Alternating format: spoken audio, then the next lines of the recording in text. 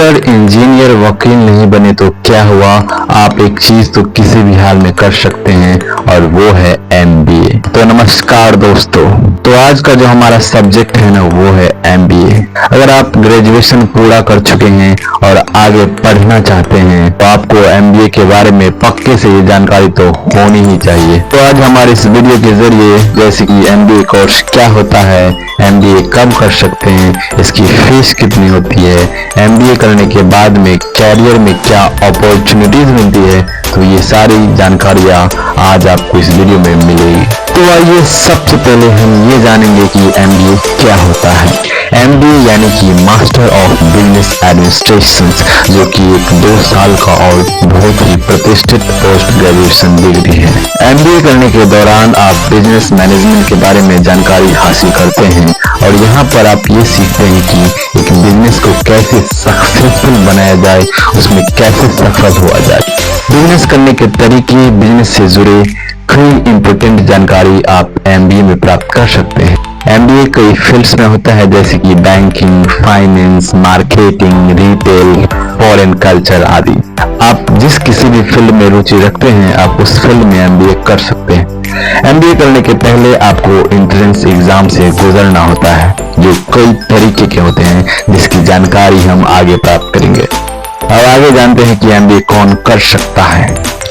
कई लोगों में यह धारणा होती है कि MBA तो बिजनेस से जुड़े लोगों के लिए होता है, या इसे तो सिर्फ वही लोग कर सकते हैं जिनका खुद का बिजनेस हो, पर ऐसा नहीं है। MBA एक बिजनेस से जुड़ा कोर्स जरूर है, पर इसे कोई भी कर सकता है। यदि आपका कोई फैमिली बिजनेस नहीं भी है तो आप MBA करके किसी बड़ी कंपनी में मैनेजर और इससे भी बड़ी पोजीशन पर नौकरी पा सकते हैं। और अगर बात की जाए MBA के लिए शैक्षणिक योग्यता और प्रवेश परीक्षा की, तो अगर आप MBA करना चाहते हैं तो मिनिमम 50% अंकों के साथ आपको ग्रेजुएशन करना जरूरी है। इसके अलावा आपको MBA में एडमिशन लेने के लिए प्रवेश परीक्षाओं में सफल होना भी जरूरी है। हमारे देश में कैट एक प्रतिष्ठित प्रवेश परीक्षा है जिससे कि आप MBA कॉलेज में प्रवेश पा सकते हैं। इसके अलावा CNET, JAT, NET, GNET, NMAT और कुछ अन्य प्रवेश परीक्षाओं के माध्यम से भी MBA में प्रवेश पाया जा सकता है। कुछ कॉलेजेस में MBA में एंट्री के लिए बहुत सारी शर्तों के अलावा 1 या 2 सालों का किसी कंपनी में वर्क एक्सपीरियंस भी मांगा जाता है। 12th के बाद MBA, जी हाँ, आप 12वीं के बाद भी सीधे MBA कर सकते हैं, जो कि 5 साल का कोर्स होता है जिसमें BBA प्लस MBA होता है, किंतु ये सुविधा कुछ ही यूनिवर्सिटीज में है। तो हमारे देश में आप कई सारे स्ट्रीम्स में यानी कि कई सारे फील्ड्स में MBA कर सकते हैं, जिनमें से कुछ इम्पोर्टेंट फील्ड हैं।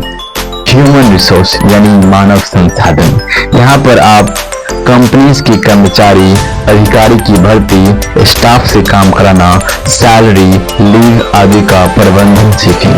बैंकिंग, यदि आप किसी बैंक में अच्छे पद पर कार्य करना चाहते हैं तो आपके लिए यह बेहतरीन ऑप्शन हो सकता है। फाइनेंस, बैंकिंग की तरफ फाइनेंस का भी मार्केट काफी बड़ा है पिछले कुछ सालों में, तो ऐसे में इस क्षेत्र में MBA करना भी सही साबित हो सकता है। इंफॉर्मेशन टेक्नोलॉजी यानी IT, इस फील्ड में आप IT जगत के बारे में पढ़ेंगे। मार्केटिंग, इस फील्ड में जॉब की अपार संभावना है। यदि आप में किसी को भी प्रभावित करने की क्षमता है तो आपको यह फील्ड जरूर चुनना चाहिए। अब बात करें कि MBA कहाँ से किया जाए, तो IIM यानी इंडियन इंस्टीट्यूट ऑफ मैनेजमेंट देश में इंदौर, अहमदाबाद, बेंगलोर, कोलकाता एवं लखनऊ में स्थित है, जो MBA करने के लिए बेस्ट है। किंतु यहाँ पर एंट्री पाना इतना आसान नहीं, इसके लिए आपको बहुत कठिन परिश्रम करना होगा। IIM के अलावा और भी बहुत सारी यूनिवर्सिटीज है जहाँ से आप MBA कर सकते हैं। ये सारी जानकारी जानने के बाद भी आपके दिमाग में कई सवाल होंगे, तो आइए जानते हैं इनके जवाब। MBA की फीस कितनी होती है, तो इसका जवाब है कि MBA की फीस तकरीबन 1 लाख से शुरू होती है और 10 से 12 लाख तक भी हो सकती है, जो निर्भर करता है कि आप किस कॉलेज में एंट्री ले रहे हैं। दूसरा सवाल, MBA कितने समय का होता है, तो इसका जवाब है कि यदि आप फुल टाइम MBA करना चाहते हैं तो इसमें कुल 4 सेमेस्टर होते हैं, जो कि 6 महीने में एक होता है।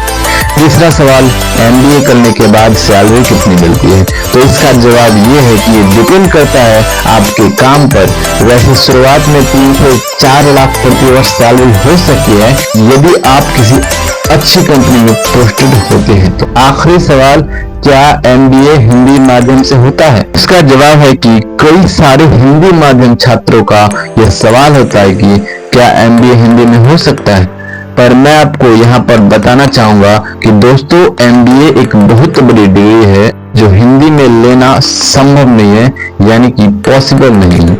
अगर कहीं पर एमबीए हिंदी माध्यम से होता भी है तो उसका बहुत ज्यादा महत्व नहीं होता। इसीलिए मैं आपको यही सलाह देना चाहूंगा कि आप पहले अपनी इंग्लिश सुधारें और फिर एमबीए करने के बारे में विचारें। और इसी के साथ एक और बात, अगर आपको पता है कि आपका पैशन किस चीज में है, आपका इंटरेस्ट किस चीज में है, आपकी स्किल किस काम को करने में है, तो दुनिया की कोई भी कमी या भाषा का बैरियर आपको आगे बढ़ने से नहीं रोक सकती। बस ढूंढिए अपनी उस पैशन को। इसी के साथ आपको ये वीडियो कैसा लगा हमें कमेंट करके जरूर बताइए। साथ ही आपने इस वीडियो को ऑलरेडी लाइक कर दिया है तो इस वीडियो को शेयर करना ना भूले, और हाँ, चैनल को सब्सक्राइब करना ना भूले दोस्तों।